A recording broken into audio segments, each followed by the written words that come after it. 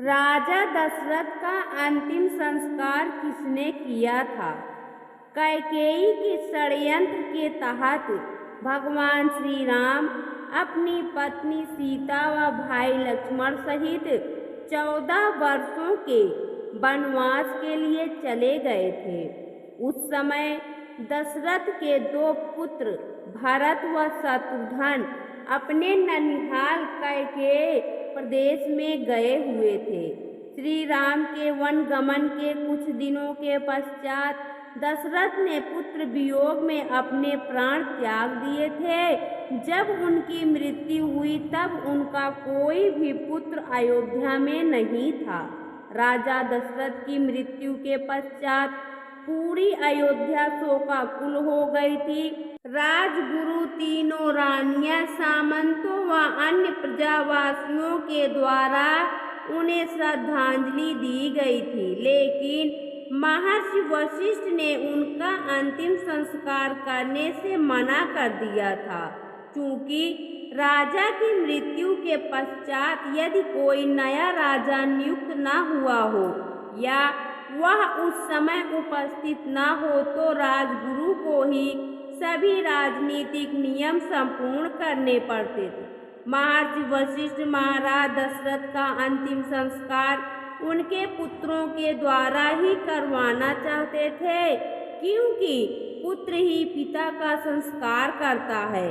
इसलिए महर्षि वशिष्ठ ने महाराज के मृत शरीर को औषधि युक्त तेल के साथ संभाल कर रखा, ताकि उनके पुत्र भरत व शत्रुघ्न के द्वारा उनका अंतिम संस्कार किया जा सके। उसी समय महर्षि वशिष्ठ की आज्ञा से एक संदेश वाहक को तेज गति से कैकेयी प्रदेश में भेजा गया तथा भरत व शत्रुघ्न को अयोध्या की राजआज्ञा सुनाई गई। उस समय उन्हें कुछ भी नहीं बताया गया, वह केवल शीघ्र अयोध्या आने का आदेश दिया गया। राजआज्ञा के अनुसार भरत व शत्रुघ्न तेज गति से अयोध्या की ओर निकल पड़े। भरत व शत्रुघ्न के अयोध्या पहुँचते ही उन्हें सब षड्यंत्र, श्री राम के वनगमन व दशरथ की मृत्यु का समाचार मिला। यह सुनते ही भरत ने अपनी मां कैकेयी का त्याग कर दिया और अपने पिता को देखकर विलाप करने लगे। तब महर्षि वशिष्ठ ने स्थिति को संभाला व भरत शत्रुघ्न को ढांढस बंधाया।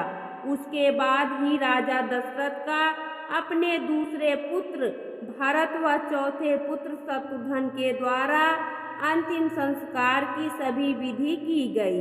भरत के द्वारा ही अपने पिता को अंतिम मुखाग्नि दी गई थी।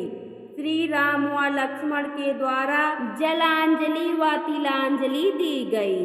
जब चित्रकूट में भरत सभी राज परिवार के साथ भगवान श्री राम को वापस अयोध्या लाने पहुँचे, तब उनके द्वारा श्री राम व लक्ष्मण को अपने पिता दशरथ की मृत्यु का समाचार मिला।